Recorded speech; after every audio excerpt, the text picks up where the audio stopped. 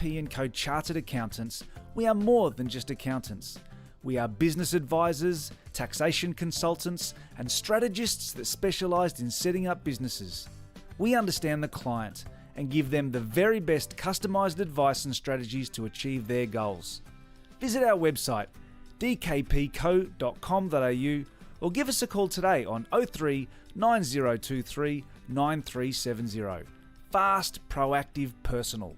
That's DKP & Co Chartered Accountants. Since 1998, Lanco Group has been providing superior civil engineering solutions and advice to developers, local government and service authorities across Australia. Lanco Group is known for delivering sustainable, efficient solutions. By working closely with clients, Lanco Group is able to meet the complex infrastructure requirements for residential, commercial and industrial developments on time, on budget. Find out more at lancogroup.com.au. Lanco Group, your business partner for engineering solutions.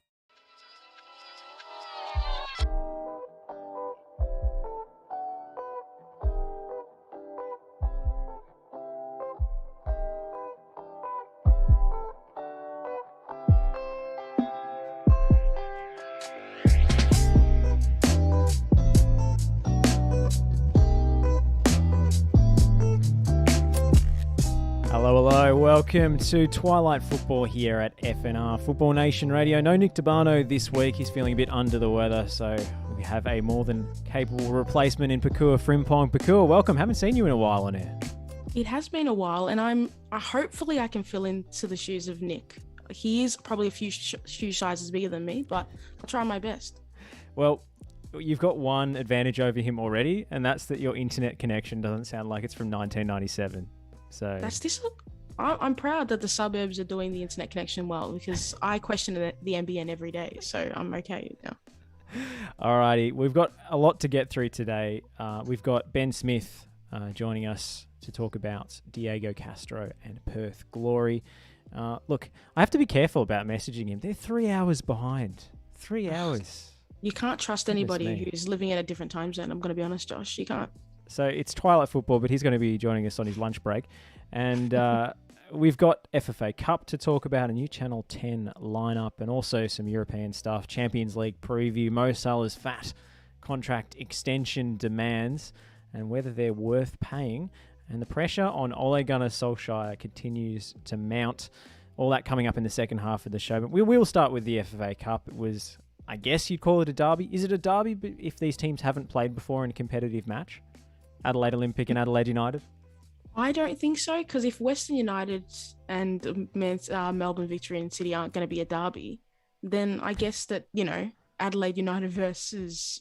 Sorry, what's the other Adelaide team's name again, Josh? Olympic. You see, if I don't know it, it's not a derby. Come on.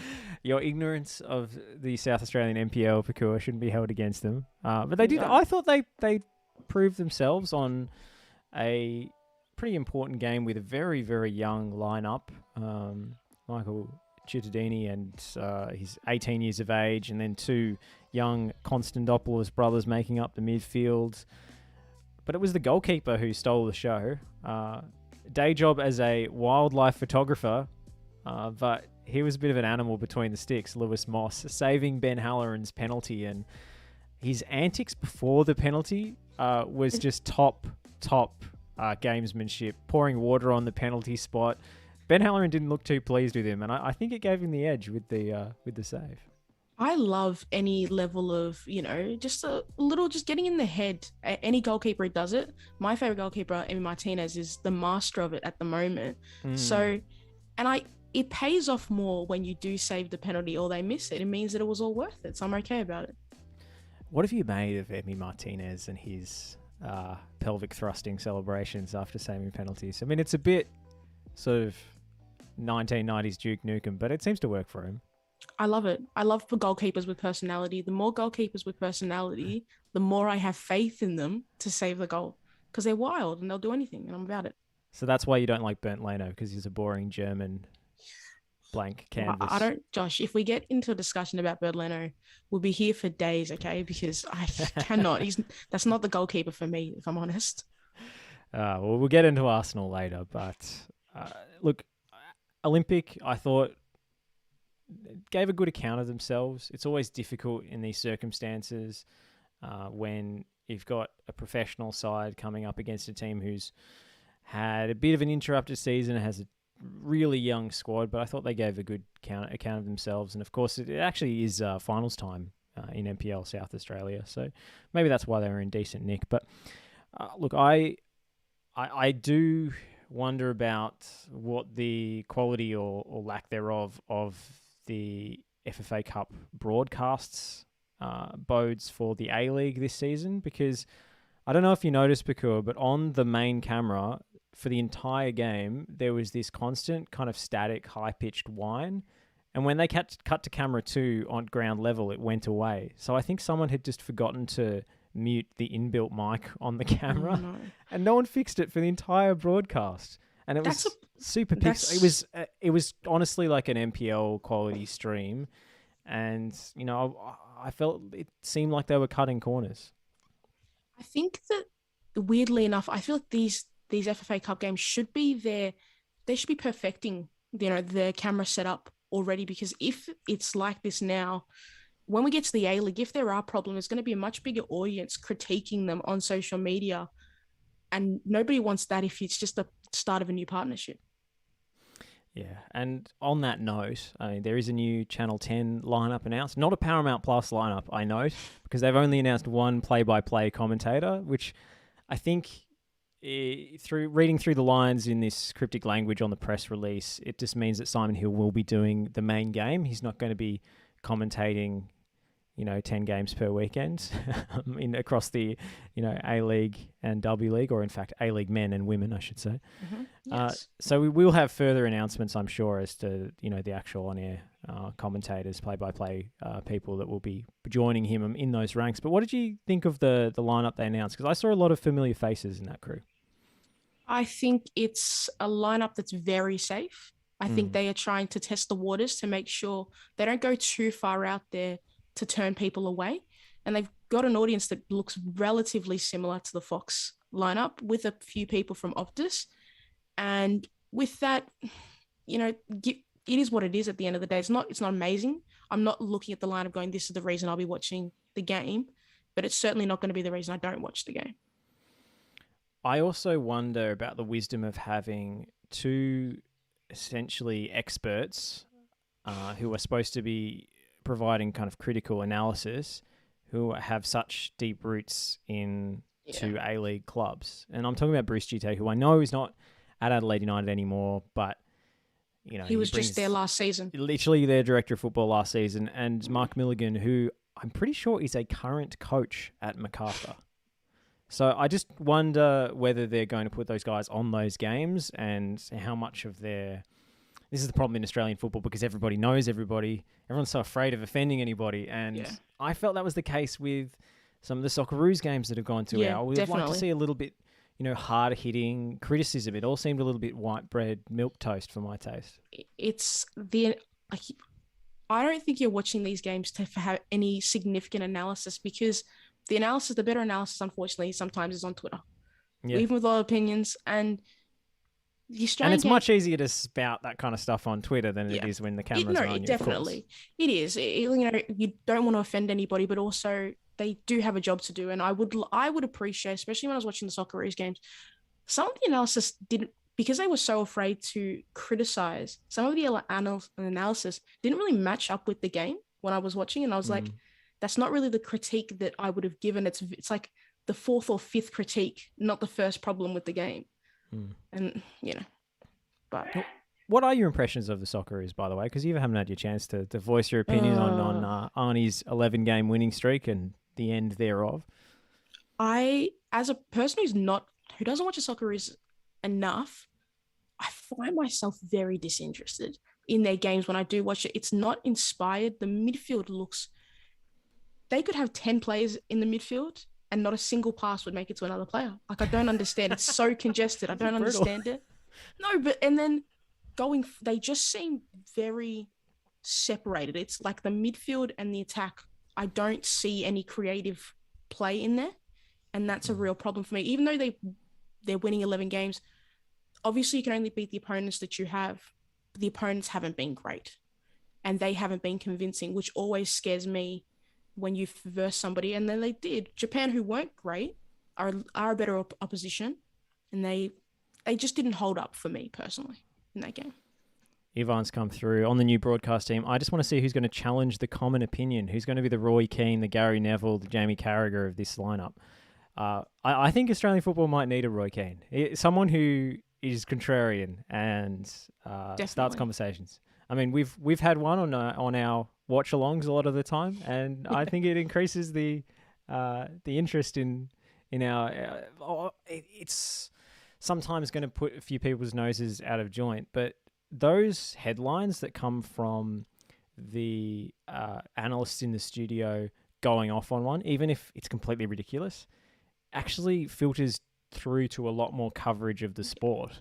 And that's what drives the kind of engine of the English football media, is guys like Roy Keane, criticising Paul Pogba or whatever, going on some sort of rant, and usually there is backlash to that, but we need somebody in Australian football who's willing to take that on and voice the unpopular opinion and get the blowback for it, because then we actually have a discussion as a result. The reason I love the contrarian view, even if I'm not a massive fan of it, is it engages discussion with the panel. So then we actually find out what their realistic opinions are, and they actually have to back it up, as opposed to just a blanket statement. Oh, the defense wasn't good today. Well, why wasn't it? If if the contrarian decides to pick out a specific player, we can have an actual discussion about it, and you get better engagement along the way. Yeah, absolutely. We've also had some NPL Victoria news with the news that Ivan Franjic and his brother Joey will both be joining Heidelberg United this season. It did make a little bit of a stir in the last campaign when Ivan Franjic signed for George Cross. And I don't think he managed to play much, if at all, given the season being suspended. So he's gone over to join his brother at Heidelberg. And honestly, very wholesome story for mine, because Ivan Franjic could still do a job in the A-League if he wanted to. Most certainly could. He was actually, growing up, he was probably one of my favourite players in the A-League. I don't know why. I loved watching him at Brisbane Roar. Yeah. He was just... He's a very adventurous right back. He is, but I appreciate that, because it means you're going all out, sometimes to the detriment of your team, leaving a massive gap behind you. But I love him as a player, and I'm happy for Heidelberg, even as an Oakley Cannons fan. It's going to make the league a little bit more competitive. I like to see better players in the NPL. Absolutely. And, Ivan Franjic is a guy who has a legendary love of his local clubs and the clubs he grew up playing for in the junior ranks. So much so that I believe, and this is a story I've heard, and I apologize if it's apocryphal, but I believe at the yearly Croatian Cup tournaments, Ivan Franjic used to use a fake name and go and play. And he wouldn't even play right back. He'd play centre mid because he'd just absolutely boss it.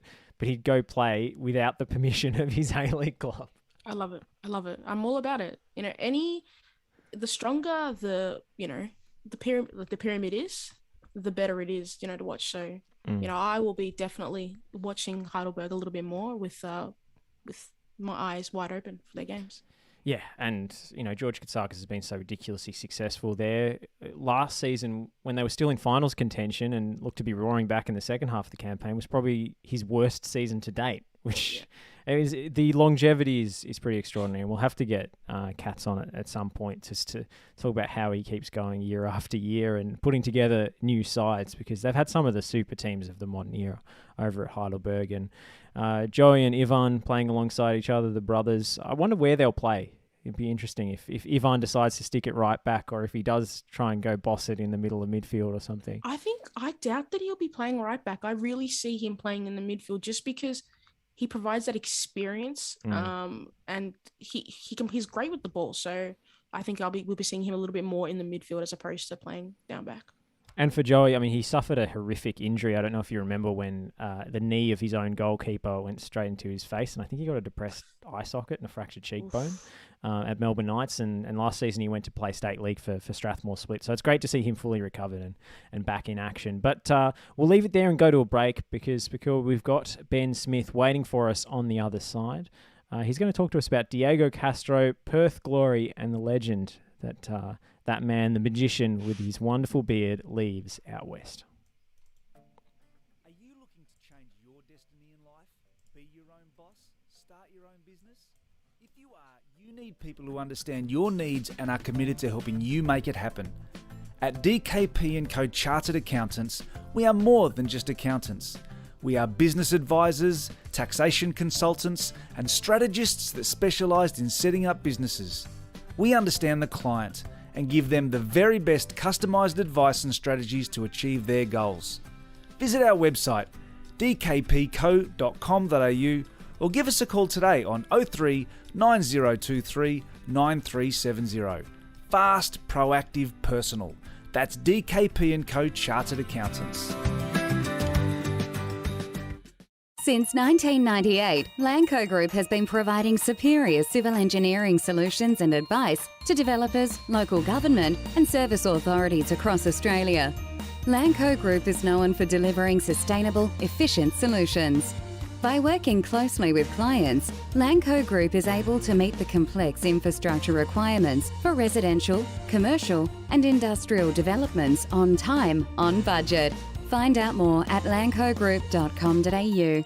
Lanco Group, your business partner for engineering solutions. Buying your electricity from the big energy companies is now the most expensive way to power your home. In fact, the average electricity bill in Australia has more than doubled in the last 15 years, but not for the ones who went solar.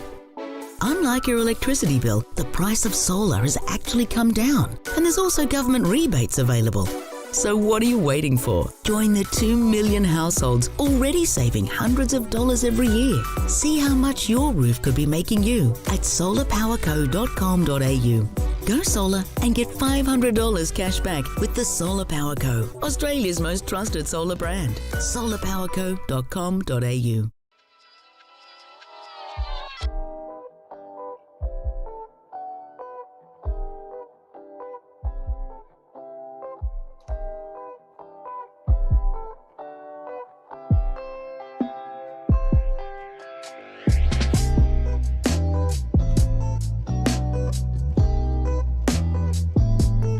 And we're back here on Twilight Football, FNR Football Nation Radio. It is not Twilight where our next guest is at. 3 hours back in time, over in Perth at 7 West Media's Ben Smith. Ben, how are you?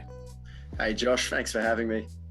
It's our absolute pleasure because I think not enough has been made of the departure of one of the great legends of the A-League's modern era, and that is Diego Castro leaving Perth Glory. He penned a very classy open letter to the supporters, which was very poetic, I thought. I'm not sure if he wrote that himself or if it was ghostwritten by the PFA, but it was a lovely sentiment. It does feel slightly unceremonious to me, the way he's been sort of shoved out the door to make room for Daniel Sturridge, though. Yeah, it's been a weird, like you say, it's been a very weird ending to the career, or at least his his stint with Perth Glory, given he is one of the A-League's greatest players of all time.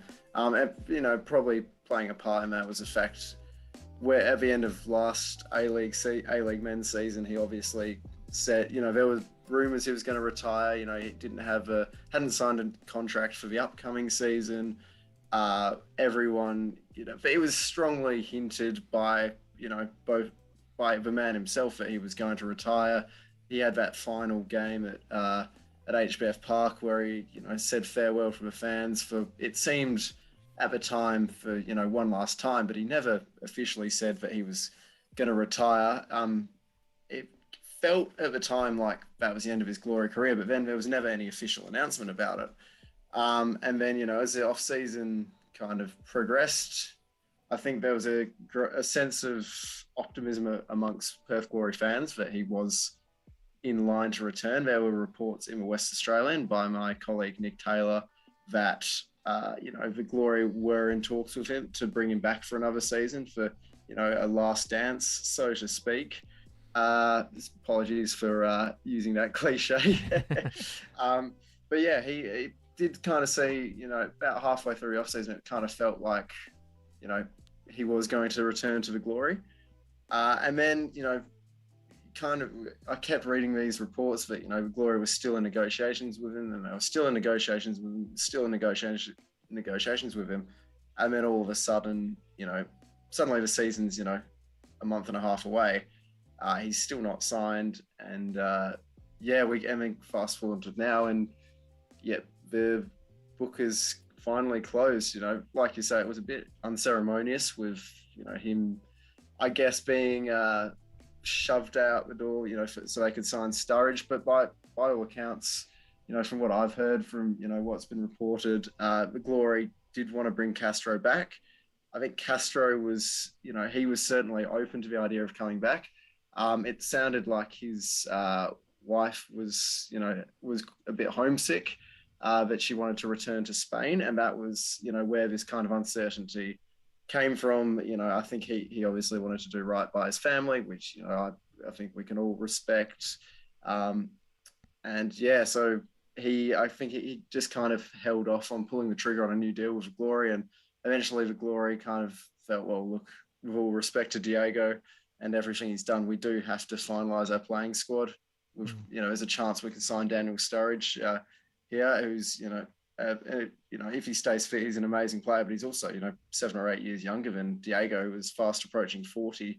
Do we really want to be spending that amount of money on, someone who's, close to his, close to 40, when we can spend that money on Daniel Sturridge? So it has been a very unceremonious, departure, but, from a club side, I can kind of understand it. It does seem like they were really, keen to have Diego back. And I think there was a big part of Diego that wanted to stay. It was just, family, family wanted to return to Spain, which, they've been in Australia 5 years, and, with the pandemic over the last 18 months as well,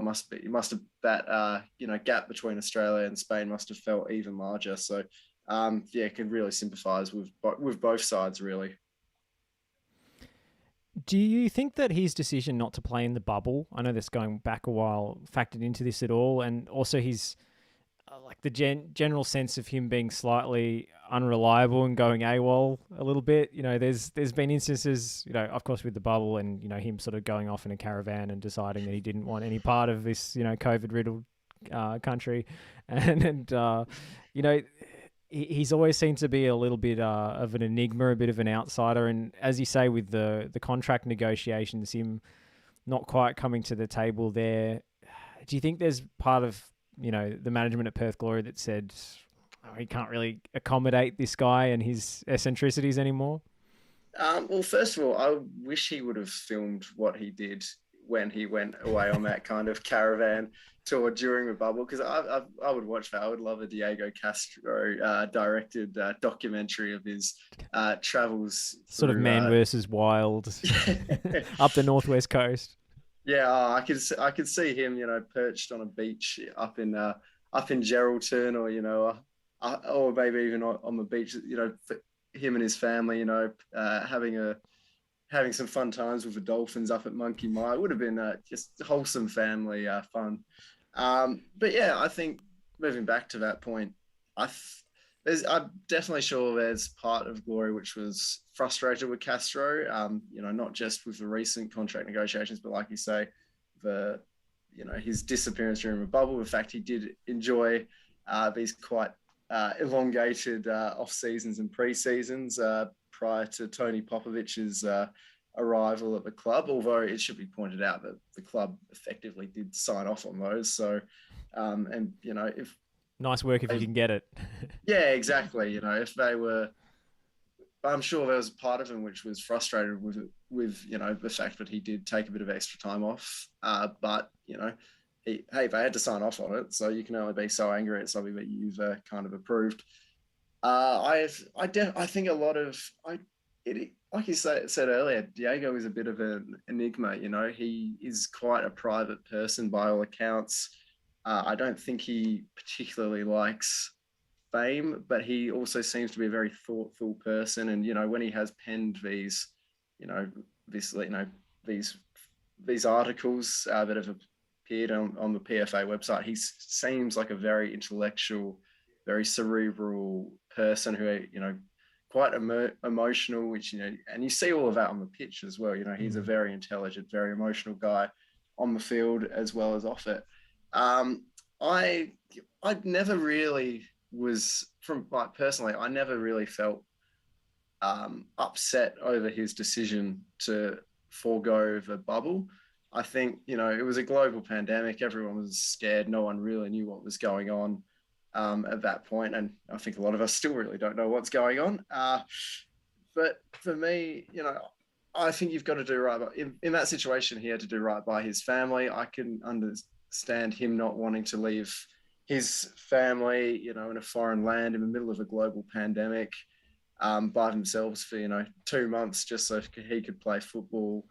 Maybe he felt, he just wanted some family time at that point. And I do get, he's contracted to the club.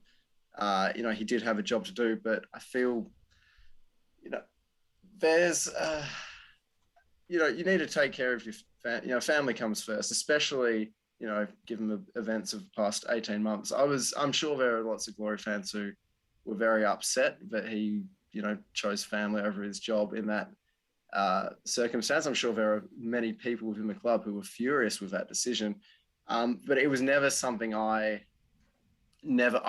personally never felt it was right to, completely judge him because, like I said, he's a very private person. We don't know. We probably never will know exactly why he took that caravan tour of WA. If anything, it just kind of adds to the legend of Diego.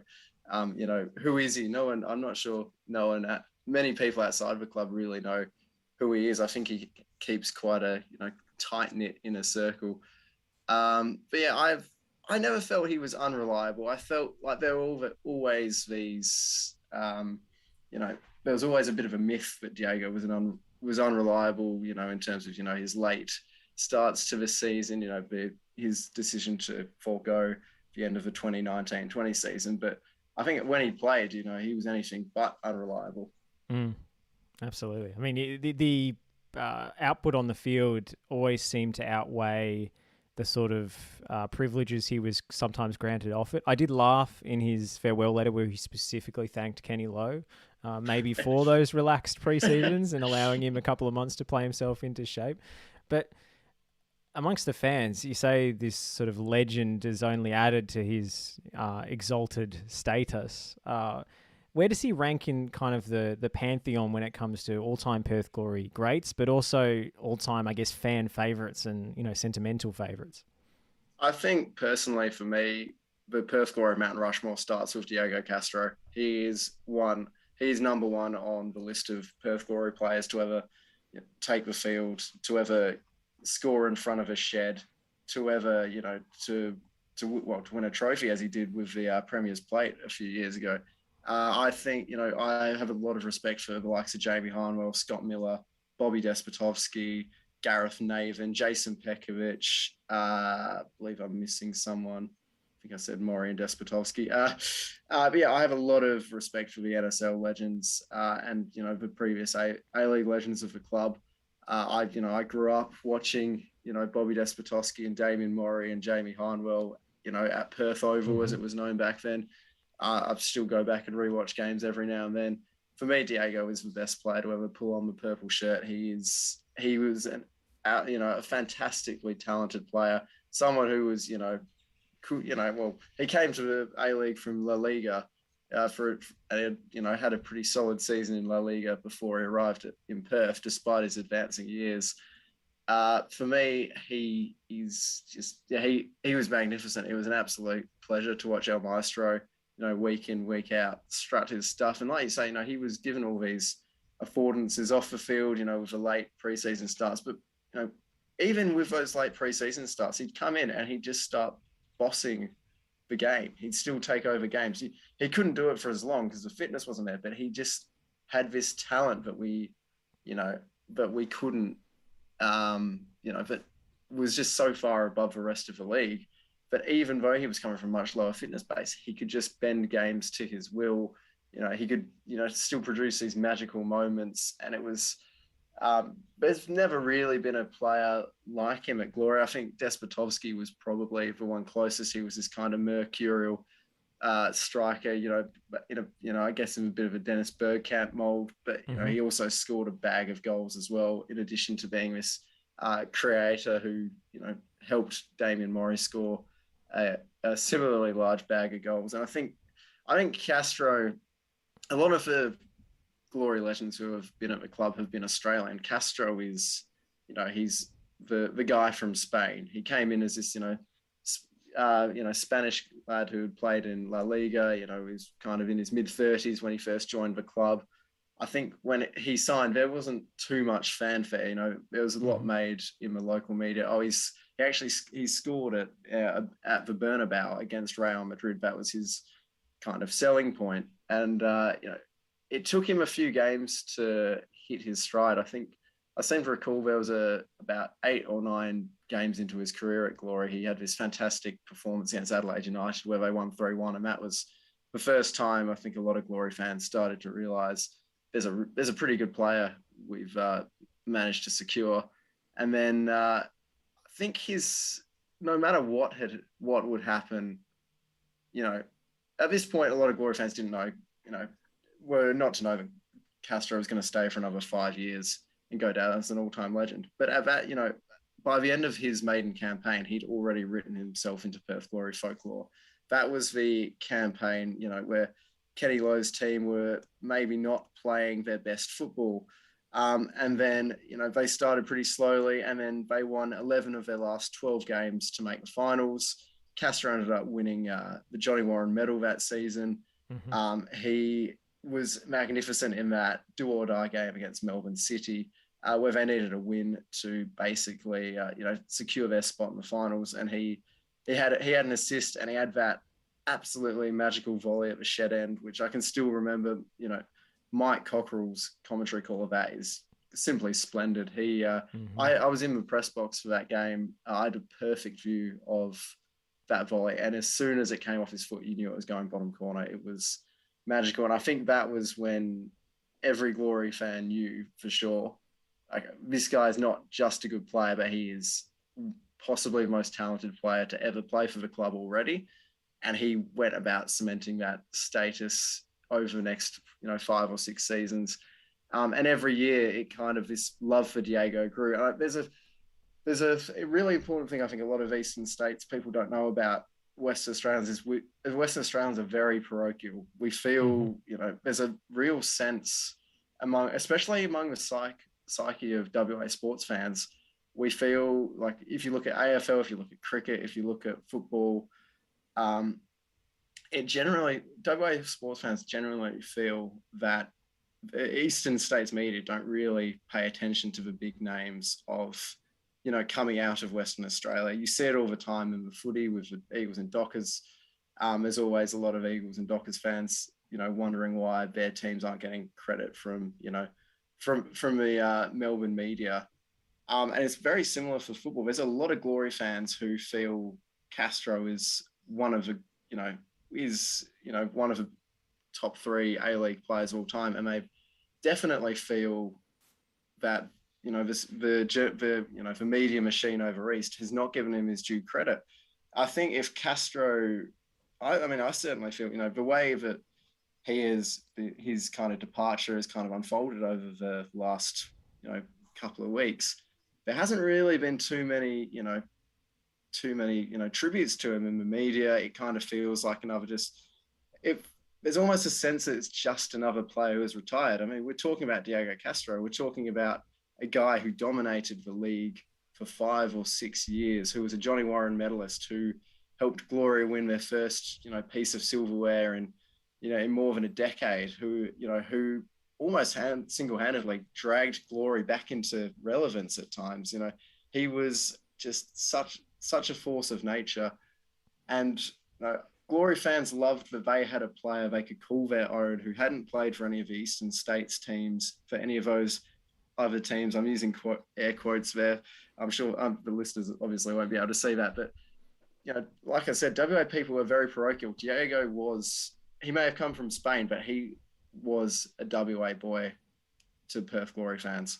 Well, now that Diego has stepped away from the club, I've got one big thing. is there any chance of we see him in another A-League club's shirt, or is that a no-go? I think we could. He obviously loves Australia a lot. I've always got the sense this off season, but from everything that was reported over here, he was probably going to head back to Spain, for family reasons, and that's fair enough. But I did see someone saying today, maybe he'll go to India, play for a few months, then maybe he'll come back, head back to the A-League at some point. It'd be very weird seeing Diego Castro in a non-Perth Glory shirt, but playing in the A-League. It just wouldn't feel right. It would be like when Ben Cousins ended up at Richmond.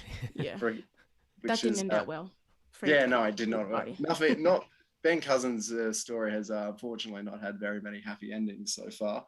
I think Diego obviously is a notch down from Ben Cousins in terms of importance to the WA sporting public, but to Glory fans, it would kill them, I think, if Diego was to, maybe join a Sydney or a Melbourne, especially a Sydney or a Melbourne. I think if it was someone like maybe if it was a MacArthur or Central Coast or Newcastle, Glory fans would be a bit upset, but they'd also be quite happy they would welcome Diego back with open arms, I feel, to an extent, if he, played against them at HBF Park. But I think if he went to a big Melbourne side, like if he went to Melbourne City or Melbourne Victory or Sydney FC or even Brisbane Roar, because there's a lot of Glory fans who obviously still hold a grudge against Brisbane Roar. For that grand final, yeah, okay. There is that Glory Brisbane rivalry has kind of simmered and gone down over the last few years, but I think Glory fans still have very hard feelings about that grand final, understandably too. If Diego pulled on a Brisbane Roar orange shirt, I don't think Glory fans would take that news very well at all. I think they would boo him mercilessly. So can he only tarnish his legacy if he goes on to play for another Australian club? I mean, I think the one that makes most sense to me, and I don't think it's going to happen at all. I think he'll probably go play overseas, back home or in the Middle East or something. But Popovic at Melbourne Victory might be a draw. Do those two have a strong relationship, or did Diego grow to resent him and his exacting methods? I think there was a lot of respect between Diego and Tony. I can't really comment on the personal nature, but I mean, Diego was fantastic in that season where Glory did win the Premier's play. We kind of forget he missed the start of a season. And then he went on to score 7 goals and have 6 assists in 20 games after that. I actually think I think we kind of forget he was very, very good under Tony Popovic. The 2019-20 season, he scored 7. He had scored 4 and had 7 assists in 18 games before the league and the country and the world went into lockdown. And I actually remember saying him and Diamante were neck and neck for the Johnny Warren medal at the kind of midway point of that 2019-20 season. It was a bit of an underwhelming performance from Glory that season as they looked to go one better under Tony Popovic. But I thought Castro kind of carried them through games at times. He didn't look like a 38-year-old that season. Obviously, what followed next was disappointing from a lot of angles. The fact that he didn't rejoin the club was, it was sad that he didn't, that he opted out of joining them in the hub. But I think that's kind of, like you say, I don't think anything can tarnish his reputation amongst Glory fans unless he joins another club. I think some Glory fans have maybe just forgot how good he was. Like, everyone loves Castro. But I think there's, not just Glory fans, but A-League fans as well. He was so good under Tony Popovic. The way when they won the Premier's Plate, the way he combined with Andy Keogh, he was so, he'd pop up on the left and he'd open up space for Davidson to drive forward from wing back. Davidson was excellent that season. Then he'd pop up on the right and Ivan Franjic would do the same. And he was always so good at bringing players into that game. He was, for pretty much his entire Glory career, he bore the sole creative burden for Perth Glory. You know, they never really had another good creative midfielder to pair him with, apart from Georgi Shandor, the Hungarian, who was only there Castro's first season. You know, everything revolved around Castro, and certainly under Popovic, that was very much the case. Do Melbourne actually have any foreign spots left? I mean, they can always create one by getting mutual with someone, but I think they do. I have to check that, but I think the cap space would be a more pressing concern than the and you're not bringing spots.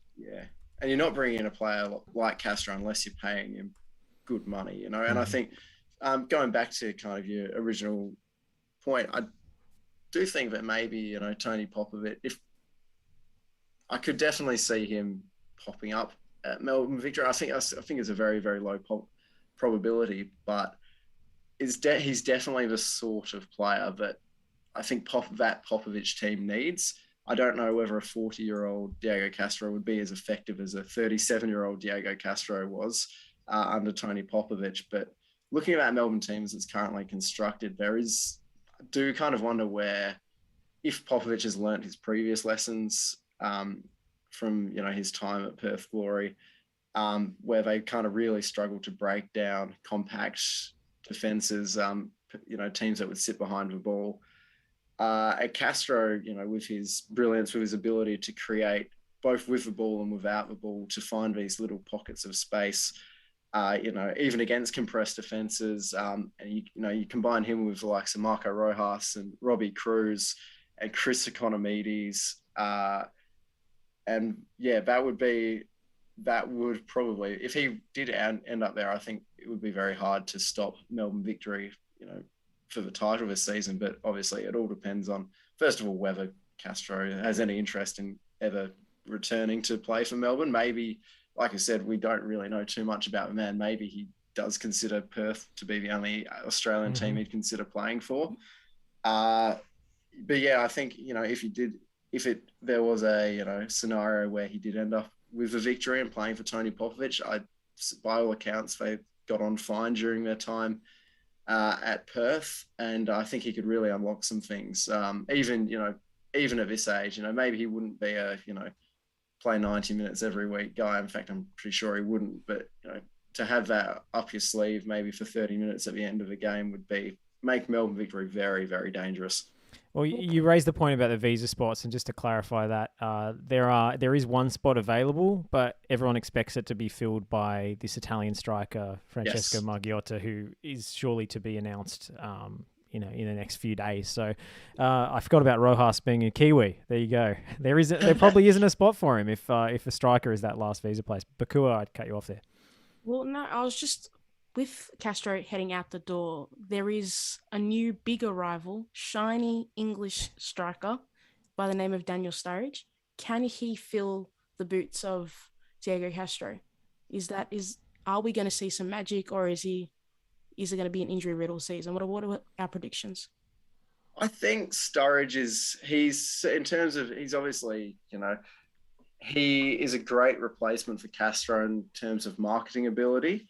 You know, off the field, you know, the fact that they can now say, well, we've lost Castro, but we have Daniel Sturridge.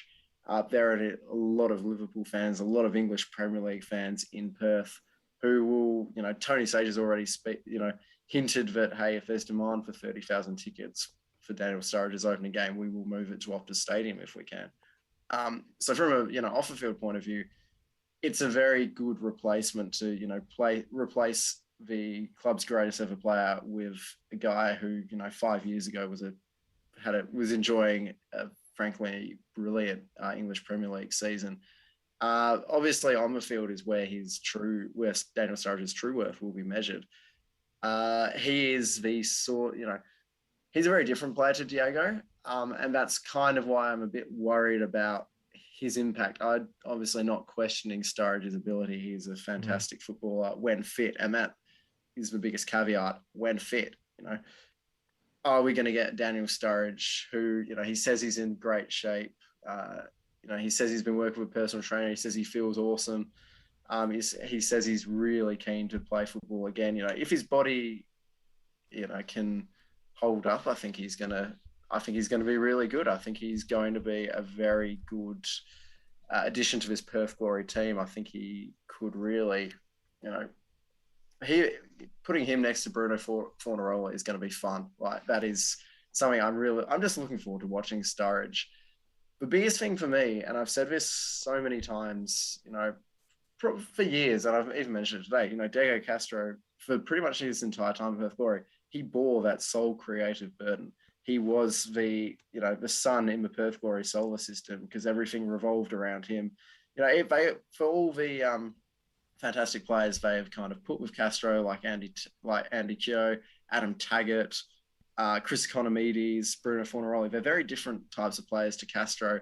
And even when they all played with him at various stages of Castro's glory career, Castro was still the creative outlet. He was still the guy who was, you know, he was getting the ball, he was doing the hard yards, he was creating. Mm-hmm. He really never got too much help. Even, you know, the seasons under Popovich, it was still very much, the game plan was get the ball to Diego's feet, everyone run off him, he'll create something, we'll go from there. Sturridge is not Diego Castro. He's a very different type of player to Diego Castro. He's not necessarily someone who can create with the ball at his feet in the same way as Diego Castro does. Sturridge, you know, he's an excellent dribbler. He's very athletic. He's going to be a very different player to Castro, but he's not. I don't think he's going to be someone who's going to get the ball to feet, who's going to slow the game down, who's going to draw defenders in, who's going to roll past them, who's going to move inside, find these little pockets of space, you know, get into the half spaces, wait for a teammate to overlap, wait for a defender to come at him, and then push the ball past him. When I think of Daniel Sturridge, I think about, you know, sorry to use a buzzword, but pace and power.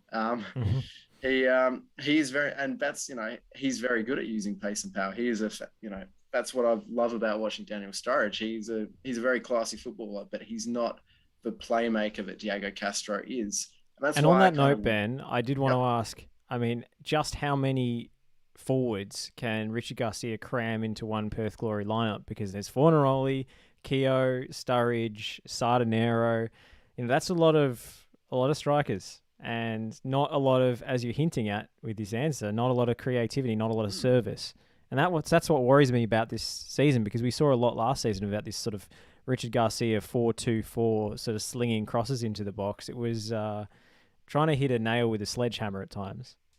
Yeah, absolutely. And, you know, even last season in that, like you say, in Garcia's system, it was still, let's give the ball to Castro. I know, like, that was still the game plan. It was still revolving around Castro's ability to create. And at his age, that was less of a given. He was still very good at doing it. There was a game late in the season against Adelaide where he, you know, basically created the winner from the middle of the park on a breakaway with this, you know, very subtle piece of, you know, brilliance, where he's just kind of, you know, his body shape has just managed to allow him to get past Ben Halloran, and then he split the lines with a pass. And like you say, you know, all those names, Fornaroli, Keogh, Sturridge, Sardinero, who I'm really intrigued to watch, they're all strikers. You know, Sardinero, by the sounds of it, can play out on the wing. I've heard rumours that he will be, you know, lining up as a 10, which, you know, might go some way to replacing that vacuum, that lack of a 10. But if you look at all the Perth Glory central midfielders, it's Brandon O'Neill, who is, you know, Brandon O'Neill is a pretty strong central midfielder at A-League level, but he's not creative. He's very much, I'm going to get the ball, I'm going to keep the ball, I'm not going to turn the ball over, I'm going to be very, you know, I'm good at breaking up attacks, I'm a good passer, but he's not a very creative player. He's a turbocharged version of, I guess, Neil Kilkenny type of player we saw. I've obviously rate O'Neill a lot higher than Kilkenny, but he's not someone who's going to be able to create from open play, who is going to draw defenders in with dribbling. And then you've got they've just signed Mitch Oxborough, who I'm intrigued to see how he fits in. You know, he's someone who I remember as a teenager, there was a lot of talk about how this Mitch Oxborough kid's really talented. And he hasn't really lived up to it, but we've seen glimpses, but I still don't know whether you can count on him at A-League level. And then there's Liam, is it Liam Bodnar? I'm actually not sure. The Luke Bodnar, perhaps. Luke Bodnar. I called him Eddie Bodnar by accident Eddie last year. Bodnar. That's a If you say throwback. enough names, you'll figure it out. Yeah, I'm just spraying darts at the board. But Bodnar, I thought he did all right last season in central midfield, Sure. but he is a centre back by trade. Callum Timmins, I think, is quite a tidy player, but he's not someone who I kind of looked at last season and thought he is definitely the answer to their, creative midfield problems. And then you've got Osama Malik as well, who is definitely not the solution to that issue. I still think Malik is a centre back who gets played in the middle of the park and kind of looks lost and looks like you can see the kind of cogs turning in his brain every time he's playing as a holding midfielder. I just don't know how they're going to create. Like, they have all these forwards, and I've been saying this for, all off season. What are Perth Glory going to do to try and sign, a central midfielder who can create from deep? And, I think rather thin on the ground in Australian football, those kinds of players. They very much are. I think, Mustafa Amini was kind of a one who was everyone who, I think Glory were linked with him at one point, and that would have been interesting. I haven't really followed Amini's career in Europe too closely. Obviously went from being quite an exciting attacking player during his time at Central Coast to a much more reserved, deeper midfielder. So I don't know how he would have factored in had they managed to sign him, whether he would have helped. I just haven't seen enough of him. But there, like you say, Australia has a real dearth of these sixes. There's not many midfielders who can create from deep. Ugarkovic is one of them, and even he didn't have probably his best season last year. So Antonis another. So Western Sydney are just hogging these guys and just leaving scraps for the rest of the league. Antonis was the other one I was thinking of, and I think Glory were trying to sign him at one point as well, which I was as someone who watches a lot of Perth Glory games, I would have very much liked to see Terry Antonis in that. Mm-hmm. I think that kind of just speaks to a bigger, wider problem that that is very pertinent in the Australian game. Where are the good central midfielders? The Socceroos are asking that same question, Ben. Yes. Yes, indeed. We've hit on the common theme that I think all FNR shows end up coming back to. But Ben, we better leave it there and let this to be a demonstration to those parochial Western Australians that the East Coast media does respect Diego Castro's legacy and the Perth Glory. And we're excited to see Daniel Sturridge if anyone can get him the ball. I thought you were going to say if anyone could get over the border. That's the other issue. A topic for another day. I'll see if I can ask Mark McGowan. Yeah, put in a good word, please. Ben Smith, thank you so much for joining us. No worries. Thanks, Josh. Thanks, Pokuah. Ben Smith from 7 West Media. We're going to take a break. Got a little bit of Europe chat before we go on the other side. Are you looking to change your destiny in life? Be your own boss? Start your own business?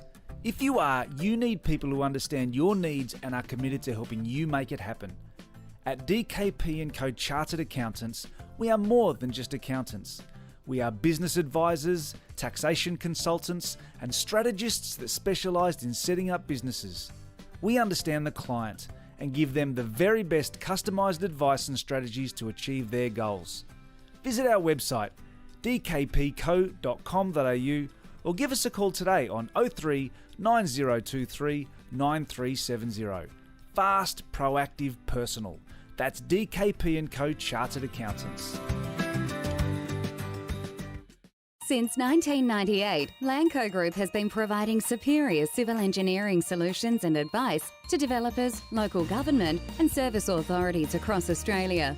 Lanco Group is known for delivering sustainable, efficient solutions. By working closely with clients, Lanco Group is able to meet the complex infrastructure requirements for residential, commercial and industrial developments on time, on budget. Find out more at lancogroup.com.au. Lanco Group, your business partner for engineering solutions.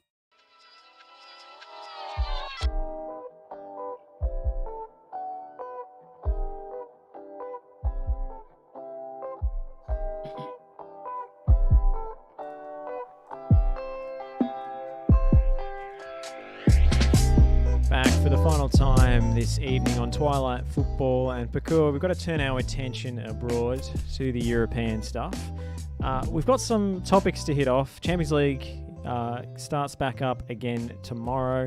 There's a Mo Salah wanting a £400,000 per week contract extension by all reports, which has put a few noses out of joint in the Liverpool hierarchy. A lot of monocles popping off in outrage into their champagne glasses. And then there's the situation at Manchester United with Ole Gunnar Solskjaer up against the wall again. But when his back is against the wall, he seems to pull out these outrageous results in big games that saves his job time and time again. Where do you want to start? Well, let's go with Ole. Because my thing is, with your statement just then about he always, pulls out a win when he needs to, I feel like the game on the weekend was the game he typically would win. And then it would be all glory days and it would be all happy again. I think Man United have a massive problem. And I think that getting Ronaldo in there this season has really highlighted their lack of cohesion as a team. They are a team with tremendous players who play some beautiful football. But together, they are not good enough. And Ole is not good enough to unite them. Even though maybe... Because they have 5 attackers playing at the exact same time. And Ole needs to make some big decisions real quickly before this season spirals out of control. It was a rough watch against Leicester City, that's for damn sure. I mean, Harry Maguire looking like he was playing on one leg, fought for 3 of the goals. Paul Pogba speaking after the game about, we need to find the problem and fix it when the problem might actually be him. Cristiano Ronaldo, hands on his hips, passenger again. Is Ole the problem? Is it the players? I'm keen to get your take. See, Josh, they had Ronaldo, Sancho, Bruno, and Mason Greenwood all starting against Leicester. I think that's an Ole problem. They cannot all be playing at the exact same time. There is no cohesion. There are players who do not work hard enough defensively, and they get caught out all the time. There needs to be a more balanced midfield, and that ultimately rests on the shoulders of Ole. He needs to get the players working harder, and he needs to have a team that's far more balanced. If Mason Greenwood or Sancho needs to sit on the bench for some of these games to get another holding midfielder in there, that's what they're going to have to do. Is Sancho and Greenwood going to the bench the easy routes, though? Is there not a bigger problem in the number 9 position? Oh, certainly, Josh. But do you think Ole's going to tell him, sorry, my guy, it's time to sit the bench today? And there's the Ole problem. Yeah, and that is the burden of Ronaldo and stuff like that. That's his responsibility, because taking the Man United job is it's one of the biggest jobs in football. You know what it comes with. So if you don't have a manager in that position who is willing to say, you know what, you need to sit on the bench, he is not the manager for that club at the end of the day, especially when they are trying to win the league again and get back to the Ferguson days. That's their goal. You need a manager who fits that caliber, and Ole is not it. It would be a bit expensive to sack him, but United have thrown good money after bad over the last few years, so I don't think that's the issue. I think it's the climb down from Ole being the answer and giving him a 3-year contract extension and then deciding that, he's not good enough. Is there a coach who you think would come in and change things at United? Because for me, I'm tempted to recommend the Antonio Conte route. It's the easy option. It's a little bit masochistic on my part, or sadistic, I should say, because he is someone who will come in, crack the whip and make the players suffer. But he's also someone who's clearly demonstrated he can win the league in a season or 2 seasons. Particularly with a team that needs a little bit of just stability, comfortable, play some real simple football and just defend. And that is what I feel like. I constantly watch Man United. I'm like, you guys aren't defending. It's a team. You defend as individual players, and that's how half their goals come about. And they require individual brilliance to when they're going forward. So Conte would be good, but I don't think he's I don't think he's the man for Man United, because they have shown that they want a long-term manager. They aren't in this habit of going for 1 year, 2 years after the Moyes era and stuff like that. They want a long-term solution, and I don't think Conte is that solution for them. I wonder where that next coach is going to come from there, because it's tough seeing the available options and conceiving of somebody who has the kind of reputation and strength of personality to be able to handle guys like Cristiano Ronaldo. Like, that's a tough ask. And I'm not sure if there is a manager who could come in, be the long-term choice, but also have the dressing room pull to be able to do things like bench Cristiano when you need to. I think that for Man United, they are going to have to wait till the end of this season to see what the market looks like for managers, because I think they are going to have to buy somebody out, because they've shown that they aren't going to fire Ole at in the middle of the season. That's not their style. They don't want that drama. They are a club of drama, but that's the drama they're after. So we'll get to the end of the season, and I think there are going to be some big changes at the end of the year, because there are some managers in positions that just aren't right at the moment. And it might be their opportunity, Man United, to get someone who's more of their caliber. Well, you reckon you should stick with Ole, give it Ole till the end of the season, and then see what's available, rather than try and make a rash It's their only option, sacking, to be completely honest. And cave into the will of the Bang masses who are calling for Ole's head. We should talk about, speaking of tough financial decisions, Liverpool and Mo Salah. He's got 18 months left, roughly, on his contract. £400,000 a week is the asking price for a guy who is, 29? 29, yeah. In the prime of his career, maybe the best player in the world at the moment on form. If you're Liverpool and you've got Sadio Mane, Roberto Firmino and Salah all reaching that age at the same time, do you double down and go all in on a guy who's soon to turn 30 and break your entire wage structure? Is he worth it? I think so. I think that Firmino is going. I think he's the easy one to go from those three. And I think that leaves them options, to get someone a little bit younger and free up to be able to afford that Salah contract. I think the big difference with the Salah contract is that he is the best. He is comfortably one of the top 3 best players in the world at the moment. The way he's playing with his feet, he has added a new level to his game at 29 years of age. That's incredible. And you don't really see that too often. And the difference when I look at it as an Arsenal fan with that contract to the Aubameyang contract is Aubameyang was great in the Premier League, but he wasn't one of the, you weren't making your starting 11 in world football with Aubameyang. You're going to do that with Salah. And that team loses a big identity if they decide not to pay him that 400. I think they should be patient, and here's why. Because where is he going to go? Who is offering Mo Salah £400,000 per week? Newcastle? Maybe. He's going to want to go to a club who's in the Champions League. That is true. PSG, a little bit crowded over there. Madrid and Barcelona, financial troubles, especially Barcelona. There's no way. Maybe Madrid, maybe. But they've got their sights set on Kylian Mbappe and on Erling Haaland. Going to a rival Premier League club would be pretty extraordinary. No. He's not like that. Come on. He's already been to 2. He doesn't need to go to anywhere else. Back to Chelsea. No, could you imagine? Prove himself. I think that certain Nikus might cry if that happens. So let's not. Let's not even go there. I mean, where does he go? So this is why I think they should be patient, play a little bit of chicken here, because there's 18 months. It's not as if this is an Mbappe situation and his contract is expiring end of the season.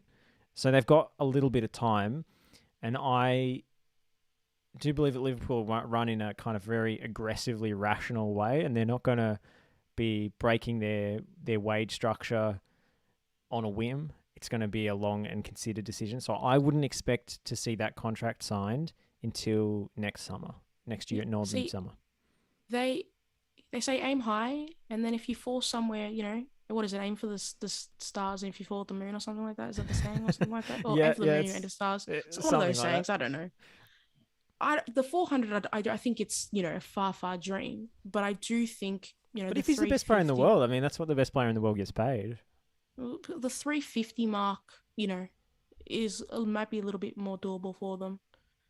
But I think that it would be not wise at all to not sign him because they need him. Yeah. Liverpool for me are my favourites to win the league. They play a beautiful brand of football, and Mo Salah is the reason for that. He's so consistent in the way he's just dribbling past people at the moment. It'd be crazy not to at least get this contract negotiation started strong and have a real firm belief that you are going to keep him and figure out a middle ground for the salary.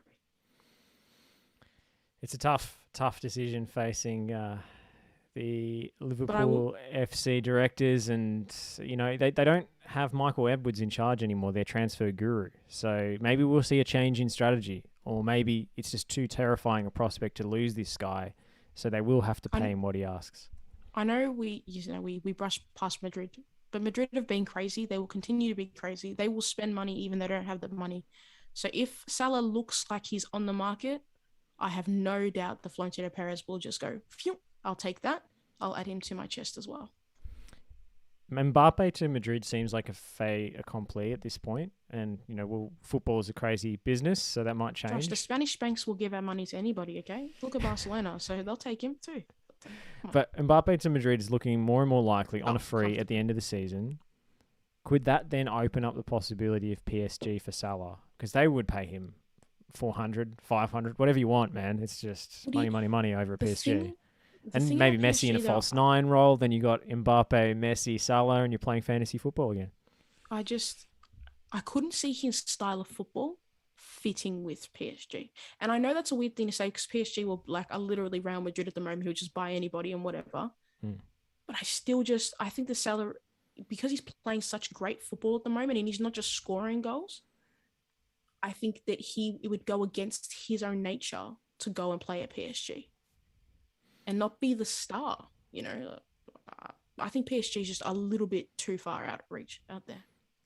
I get the impression that Mo Salah loves playing for Liverpool a little bit too much to leave. And, it's a perfect situation for him. It's a perfect system. It suits his style.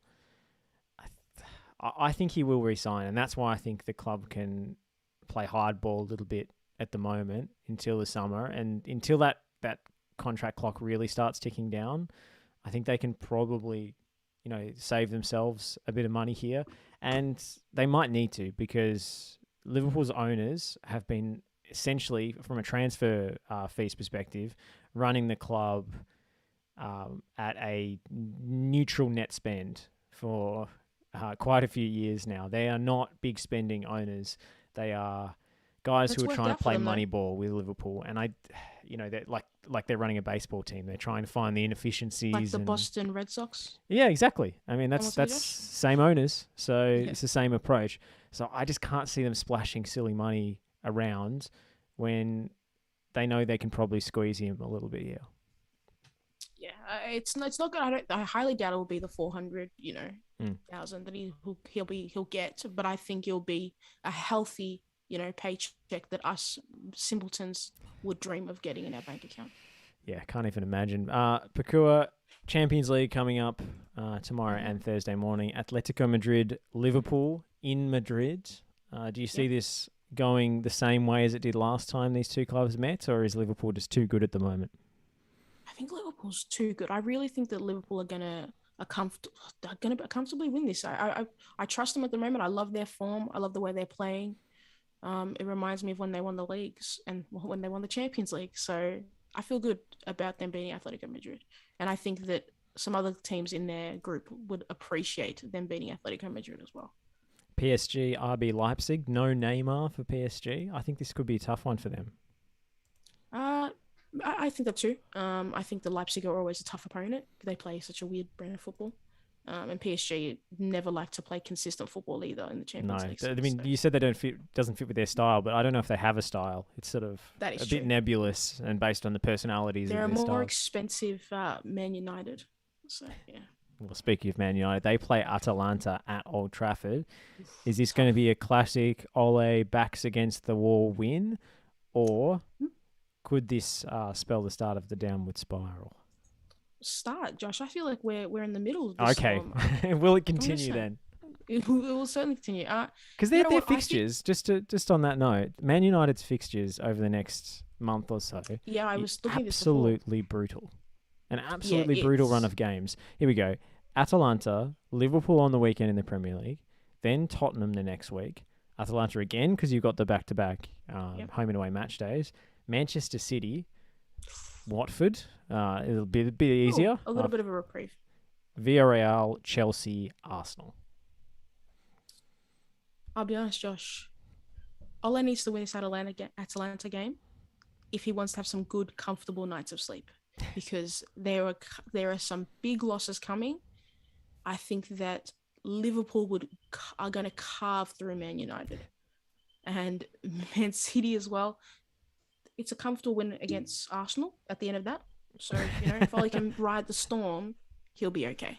But they need to win this game if they want Man United fans to not lose their minds on Twitter. Well, I think Manchester United fans are prone to losing their minds on Twitter regardless of the result. But Pokuah, we'll leave it there. Thank you so much for your company today. And if you missed any of today's podcast, including our chat with Ben Smith from 7 West Media about Diego Castro, that will be available on our pod feed very, very shortly. But Pokuah, thanks to you, and I'll chat to you soon. Good chatting to you, Josh. Next time.